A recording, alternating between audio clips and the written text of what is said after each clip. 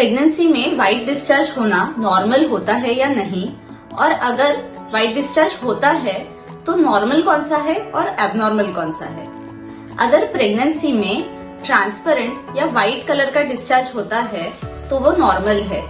अगर इस डिस्चार्ज में कोई भी स्मेल नहीं आता है या डिस्चार्ज की वजह से नीचे की जगह में खुजली नहीं होती है तो ये व्हाइट डिस्चार्ज प्रेगनेंसी में नॉर्मल है। प्रेगनेंसी में यूट्रस का ब्लड सप्लाई काफी बढ़ जाता है तो इस वजह से व्हाइट डिस्चार्ज ज्यादा होता है।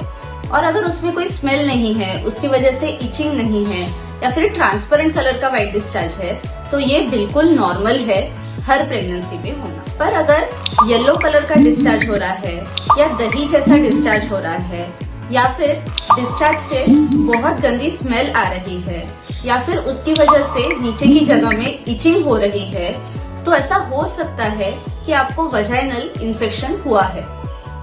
ऐसे में आपको एक बार आपकी गायनेकोलॉजिस्ट से कंसल्ट जरूर करना चाहिए, क्योंकि इसकी वजह से अबॉर्शन का रिस्क होता है या फिर जल्दी डिलीवरी होने का रिस्क होता है। कभी कभी बच्चे की आजू बाजू में जो पानी की थैली होती है वो जल्दी फूटने की भी रिस्क होती है। तो ऐसे में अगर पानी निकल जाता है तो तुरंत डिलीवरी करने की जरूरत पड़ सकती है और बच्चा कम दिन का बाहर निकलने की वजह से उसको कांच की पेटी में एडमिट करने की जरूरत भी पड़ सकती है।